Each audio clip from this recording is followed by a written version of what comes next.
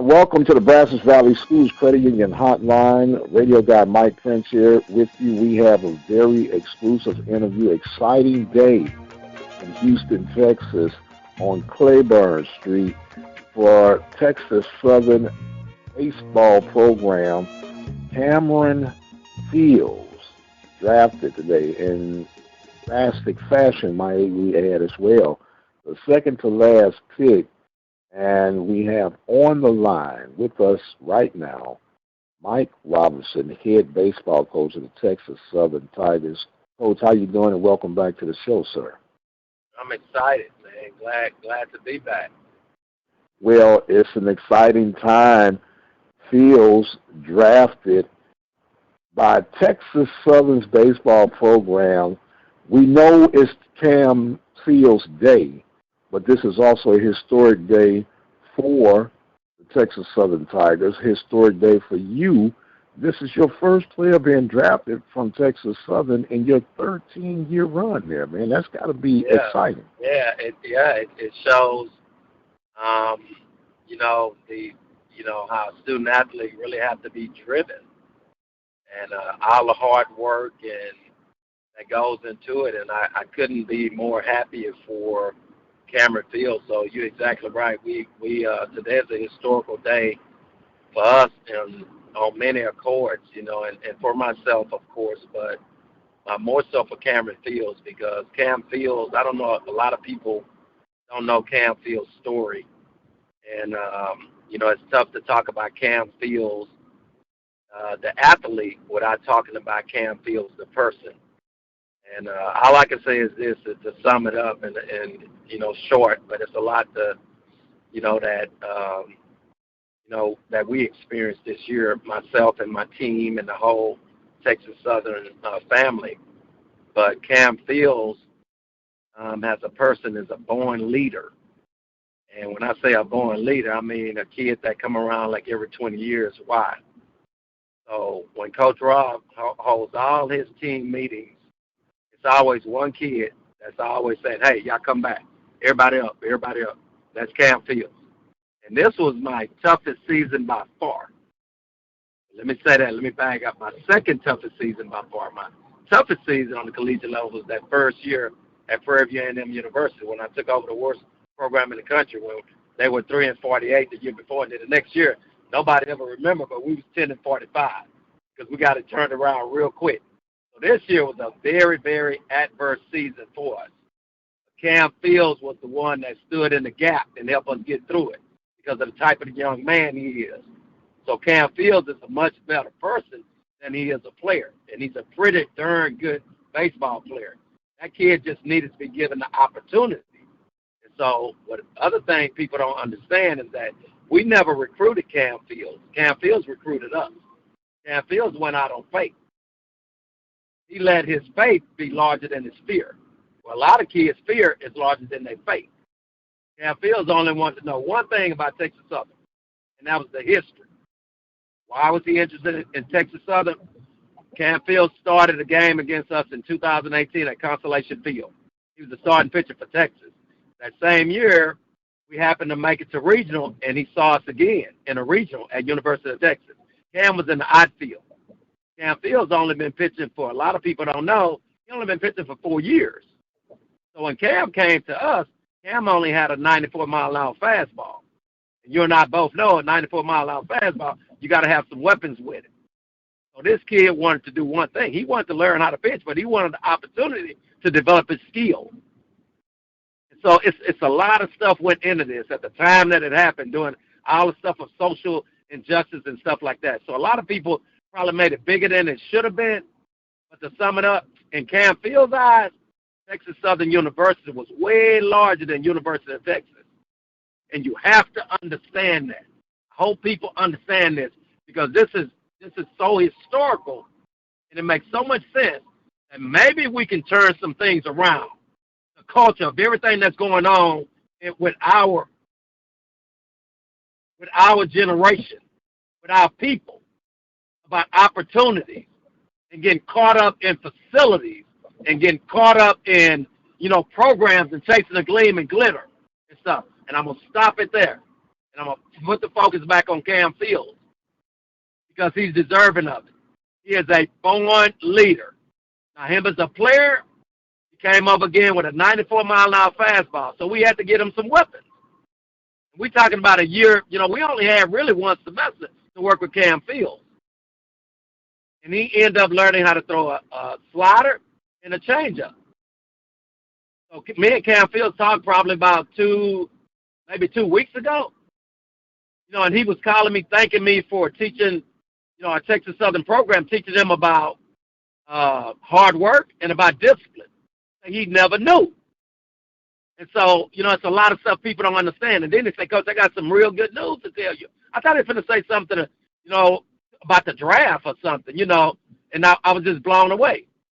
He sent me 3 texts and showing me how he had touched 97 3 times. So if you're a baseball fan, like I know Mike Prince, development takes time. Yes, so he came to us 94. Right now, currently, he's touching like 97. So you know what I'm saying? It takes a while for development. Did he lose anything by coming to Texas Southern? I hope some people are listening about getting caught up between these big schools versus HBCU schools, and we'll learn something from this situation. I can talk about it further, but maybe that kid wouldn't have been given an opportunity at Texas. Maybe this wouldn't have been a historical day for him, because all Kam Fields wanted to do was play professional baseball. That was it. You don't get that without getting the opportunity. You go where it's a good fit for you. And Kam Fields figured it out. Thank God he did before it was too late. I just know this. I'm a better person. I'm a better coach because of Kam Fields. I couldn't be more happy for anybody else. This kid will come around maybe once in 20 years. I'm very ecstatic for him and his family. Yes, sir. We're talking right now with Mike Robertson, a very emotional Mike Robertson, and deservedly so, because it's been so many stigmas against HBCU programs, and baseball in particular, that it's lacking this, it's lacking that, and they have to work with so much less to get the maximum out of the student athletes, and they're putting all the emphasis on facilities. You and I have talked about this on the record, off the record. Facilities matter, but it's not really all that. If you get an opportunity to play D1 ball, in particular baseball, because the field is even though it doesn't look like it on the surface. When you look at budgets and this, that, and the other, you have 11.7 scholarships. All you're looking for, as you mentioned, is that perfect fit and that great opportunity to go out there and display your skills and develop your skills even more. And with that being said, Coach, what does this do for you as a coach and for your program at Texas Southern? Well, hopefully it opened the eyes to a lot of, PSAs, prospective student athletes, to just understand that you can succeed and you can fail anywhere. Facilities, conferences and stuff. It doesn't develop you. Mike, I can talk to you so much about what, I've experienced over this, last few months with this recruiting process. But I'm going to just say this, and people have to understand this and think about this. What good it do for you to go to a Division I, a Power 5 school or a mid-major school, and you've been sitting in that program and you look up as a position player. And I'm seeing it every day because, we're in recruiting, in the recruiting season because of this crazy thing that NCAA did where they allowing these kids to this one-time transfer rule. And you got about 2,000 names in the portal. And you look up and you see a kid that look like me and you that's in the portal and been at a mid-major or Power 5 school, been there 3 years, 2 years, and guess what, Mike? Got 6 at-bats. Wow. with 6 at-bats. Wow. How many at-bats that kid missed in 2 seasons? Do the math. About 500 at-bats. Yeah, yes, sir. So how can you develop the skill? How can you develop it? How can you be noticed? How can you be noticed for the next level? Yeah. So, it's a big day. It's a big day because, it's like for me, it's been like a 13-year curse, I would say, because certainly we've had, a multitude of student athletes that should have saw their name, in the draft during my tenure at TSU. We can just keep it real. So, but for whatever reason, I understand the nature of the business of it. It just takes for one scout to like your stuff. They say a lot about this and that, but it's a very emotional day for me, for Kam, for Texas Southern, and everything. But I just want to keep the spotlight on Kam, but I also want to open up a lot of families and student athletes' eyes about that you can develop at Texas Southern just like you can develop anywhere else. It's all about the individual. Honestly, we're one of the best kept secrets for a small Division I school. And if you know anything about Texas Southern, we have I would say the biggest adversity of any program in this country because we don't have our own home field. So you said exactly right. You're talking about doing more with less. That's Texas Southern University. Because, like most HBCU schools, but the biggest adversity is not having your own home field. And we've done some really cool things there. Not because of Coach Rob, not because of the kid, because of a system.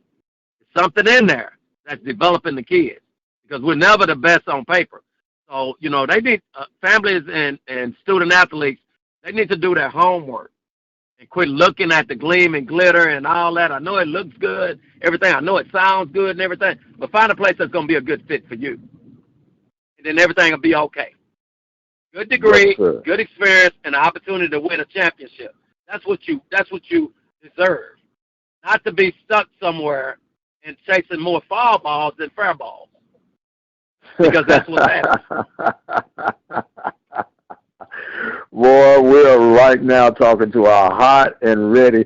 Coach, good thing you're in the recruiting season right now, man, because I think you can strike the iron right now because it's definitely hot and great opportunities for some more Kam Fields that are out there waiting to be, let's say, rescued, or let's just say granted an opportunity. Which one do you think? You gonna say rescue? Don't let your fear be bigger than your faith. Let your faith be larger than your fear, like Kam Fields did. Yes, sir. Yes, sir. Well, Coach, since you're talking about recruiting, how is that going for you right now? It's going great. It's a slow process. It's a slow process. It's one of those situations where everything is bagged up because of the transfer portal. So it makes it extremely difficult for a high school kid to find a place. It makes it extremely difficult now for even a junior college kid because everybody's recruiting out of the transfer portal. And then, of course, because of COVID, with all the changes that the NCAA made, giving student athletes the year back, a lot of kids are returning. We back at the maximum, roster size of 35. So it's a slow process, but I mean, we're working, we're busy. Most programs are working on 22, 23 recruiting class. We're still in 21. Wow. So, but it is what it is. We make no excuses. Facilities, we're less than that. We don't have the same facilities like LSU and Texas, but I bet you one thing, I bet we out-relationship them. So and you're not afraid of putting them on the schedule. Not afraid of putting them on the schedule. Yep, yes, their contract. We'll see you there. Now, Coach, let me ask you this. With everything being what it is and the portal, as you mentioned, over 2,000 student athletes, I know it's probably hard to gauge, but of those 2,000 athletes, how many of them would you think are African-American ball players? It's a lot. I mean, it's a lot in the portal that look like me and you. Not, to be honest, this time around, it's a lot. But what's happening is, again, this fear over faith and faith over fear. A lot what's going on is they just willing to make a lateral move. They're not willing to, accept an opportunity to develop the skill. Example would be like if you see a kid in the portal that look like us from a Power 5 school or a mid-major, they just, afraid to step out, out of their bond area, whatever you want to call it, and get an opportunity to get a great degree, a great experience, and an opportunity to win a championship and develop the skill. I did back to Kam Fields. Look at it. Look what happened. He was in that program for 3 years. Look how many innings he pitched. Look how much opportunity he had. So yeah, it's a lot of kids in there. Not as many as we would like, but certainly enough where every HBCU school will have an opportunity to win a championship. I tell you that. If we would redirect our thoughts and allow our faith to be bigger than our fear. Well, how do you start that process of getting a person to redirect their thoughts? Well, you just, you have to bring them on campus because a lot of times they hear a lot of stigmas and, some negativity and stuff from outside. And then when they get on campus, then they're like, oh, wow, I didn't know. I didn't know it was like this. You got to get them on campus and you got to show them, the campus for sure, one thing, and all the things that's going on. Like a lot of people don't know about Texas Southern University program. Some cool things we're doing, like this past semester, we just had 23 of our student athletes that made the all-SWAC academic team. Texas Southern have done something really crazy over the last 12 or 14 semesters. We've had a team GPA of over 3.0. People don't know that. People don't know how we graduating kids. How we just graduated 15 student athletes. That's exception. That's crazy. So, but it starts with taking time, the families taking time out to see, touch, feel what's going on campus level. And then, of course, we have an opportunity to tell them about the program. We have to tell them about it. I can't sell Texas Southern. I can't sell it. It sells itself.